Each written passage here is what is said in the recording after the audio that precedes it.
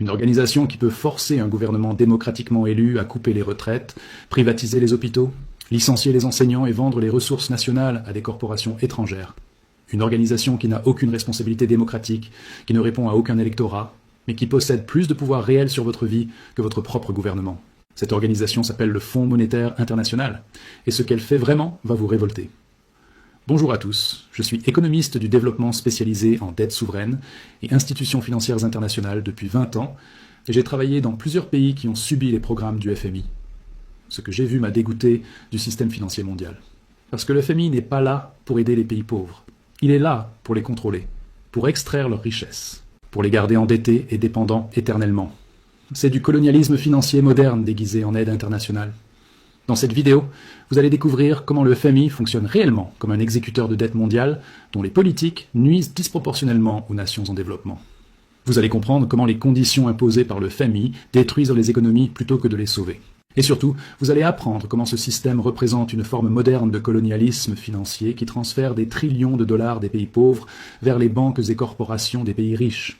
Restez jusqu'à la fin, car je vais vous révéler les 5 pays qui résistent actuellement au FMI et comment ils offrent un modèle alternatif. Commençons par détruire le mythe fondamental. Le FMI se présente comme une institution bienveillante créée pour aider les pays en crise financière. Faux, complètement faux.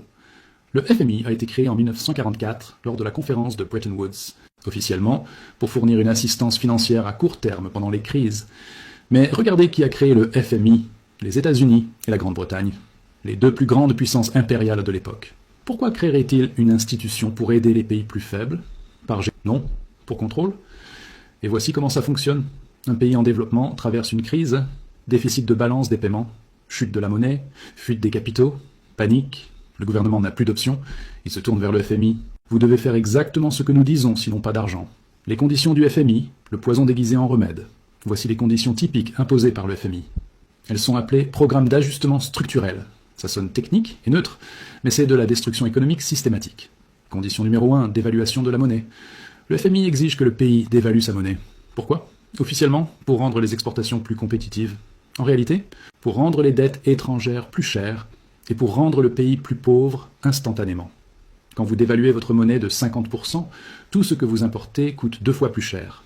Nourriture, énergie, médicaments, tout. Votre population s'appauvrit du jour au lendemain. Condition numéro 2, coupe massive dans les dépenses publiques. Le FMI exige l'austérité, réduisez le déficit, équilibrez le budget. Comment? Salaire des fonctionnaires coupés, pendant que les créanciers étrangers continuent à être payés intégralement. Condition numéro 3, privatisation des actifs d'État. Le FMI exige que le pays vende ses entreprises publiques. Les compagnies d'électricité, d'eau, de télécommunications, les mines, les banques, tout doit être privatisé. Vendu à qui? Aux corporations multinationales, à des prix bradés pendant une crise. Les actifs nationaux construits sur des générations avec l'argent des contribuables sont vendus pour une fraction de leur valeur à des étrangers. Condition numéro 4, dérégulation et ouverture des marchés. Le FMI exige l'élimination des barrières commerciales, la suppression des contrôles de capitaux, la dérégulation financière. Officiellement, pour attirer les investissements étrangers et stimuler la croissance. En réalité, pour permettre aux corporations étrangères de dominer les marchés locaux et pour faciliter la fuite des capitaux. Encadrées comme des réformes économiques, ces mesures affaiblissent souvent les industries domestiques, réduisent les revenus gouvernementaux et augmentent le chômage, rendant la récupération à long terme plus difficile. Ce ne sont pas des mesures de guérison, ce sont des mesures d'extraction. Le patient ne guérit pas, il devient dépendant à vie. Les conséquences réelles, destruction et appauvrissement. Exemple numéro 1, la Jamaïque. Dans les années 1970 et 1980, la Jamaïque a emprunté au FMI. Les conditions imposées ont forcé le gouvernement à couper massivement les dépenses sociales. Les dépenses de santé ont chuté de 50%, les dépenses d'éducation de 30%. Résultat, les hôpitaux manquaient de médicaments de base, les écoles manquaient de livres et d'enseignants. Une génération entière a souffert. Pendant ce temps, la Jamaïque payait plus en services de dette qu'elle ne dépensait en santé et éducation combinées. Exemple numéro 2, l'Argentine. Dans les années 1990, l'Argentine a suivi fidèlement les prescriptions du FMI. Privatisation massive, dérégulation totale, ouverture des marchés. Le FMI a loué l'Argentine comme un modèle. Puis en 2001, tout s'est effondré. La monnaie s'est effondrée. Les banques ont fermé. La pauvreté a explosé à plus de 50% de la population. Des millions de personnes de la classe moyenne se sont retrouvées pauvres du jour au lendemain. Le modèle du FMI a détruit l'Argentine. Exemple numéro 3, la Grèce. Plus récemment, la Grèce a été soumise à des programmes d'austérité draconiens, imposés par le FMI et l'Union européenne. Les retraites ont été coupées de 40%, les salaires publics réduits de 30%, les services de santé démantelés. Résultat, l'économie grecque a perdu 25% de son PIB, le chômage des jeunes a dépassé 50%, des milliers de personnes sont mortes faute de soins médicaux. La Grèce a été économiquement détruite, mais les banques allemandes et françaises qui avaient prêté à la Grèce ont été remboursées intégralement. Vous voyez le pattern? Les programmes du FMI ne stabilisent pas les économies, ils les détruisent. Ils ne réduisent pas la pauvreté, ils l'augmentent. Ils ne créent pas la croissance. Ils créent la dépression. Mais ils accomplissent toujours un objectif.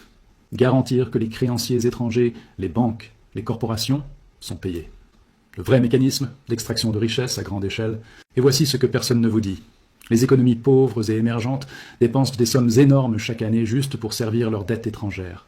Des trillions de dollars ont coulé de ces pays vers les banques et corporations des nations riches au cours des dernières décennies. Regardez les chiffres. L'Afrique subsaharienne a reçu environ 540 milliards de dollars en prêts depuis 1970. Combien a-t-elle remboursé? Plus de 550 milliards. Donc l'Afrique a remboursé plus qu'elle n'a emprunté. Mais combien doit-elle encore? Plus de 200 milliards. Comment est-ce mathématiquement possible? Les intérêts composés. La dette ne diminue jamais. Elle augmente. L'Amérique latine a emprunté 300 milliards dans les années 1970 et 1980. Elle a remboursé plus de 700 milliards. Mais elle doit encore 750 milliards. Encore une fois, rembourser plus que emprunter, mais doit toujours plus. C'est un mécanisme d'extraction perpétuelle.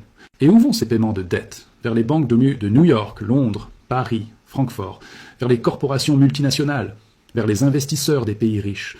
C'est un transfert massif de richesses du sud global vers le nord global. Des pauvres vers les riches, des exploités vers les exploiteurs. Si vous commencez à comprendre que le FMI n'est pas une organisation humanitaire, mais un outil de domination, alors abonnez-vous à cette chaîne maintenant et activez les notifications parce que ce que je vais révéler ensuite est encore plus choquant.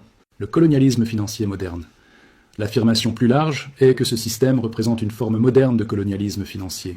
Le pouvoir, au sein des institutions financières mondiales, est fortement biaisé vers les nations riches, particulièrement les États-Unis et d'autres pays du Nord global, leur permettant de façonner des règles qui protègent leurs propres intérêts financiers. Regardez comment le FMI est structuré. Chaque pays membre a des droits de vote basés sur sa contribution financière. Plus vous contribuez, plus vous votez. Les États-Unis ont 17% des votes, assez pour bloquer toute décision majeure qui nécessite 85%. L'Europe occidentale combinée a plus de 30%. Ensemble, les pays riches contrôlent complètement le FMI. Les pays pauvres, l'Afrique entière a moins de 5% des votes. L'Amérique latine a environ 7%. Ils ne peuvent rien décider. Ils subissent. Les règles sont écrites par les riches pour les riches. Les pauvres n'ont aucune voix. Et voici ce qui est encore plus révélateur. Le directeur général du FMI a toujours été européen. Toujours. Depuis 1944, le président de la Banque mondiale a toujours été américain. Toujours. C'est un accord informel entre les États-Unis et l'Europe. Ils se partagent le contrôle des institutions financières mondiales. Les pays en développement ne dirigent jamais. Ils obéissent. La dette devient ainsi un mécanisme de contrôle, transférant la richesse vers le haut tout en limitant la souveraineté économique des nations en développement. Un pays endetté ne peut pas désobéir. Il a besoin de refinancement constant. Il doit accepter les conditions. Il doit privatiser. Il doit déréguler. Il doit ouvrir ses marchés. Il doit abandonner sa souveraineté économique. C'est exactement comme le colonialisme classique. Avant, les puissances européennes envoyaient des armées pour conquérir et extraire les ressources. Maintenant, elles envoient le FMI pour endetter et extraire la richesse. Le mécanisme a changé. L'extraction continue. Les cycles de dépendance et d'endettement répétés. Plutôt que de stabiliser les économies, ces politiques enferment fréquemment les pays dans des cycles de dépendance et d'emprunt répétés. Voici comment le cycle fonctionne. Étape 1, le pays emprunte pendant une crise. Étape 2, le FMI impose l'austérité et les privatisations.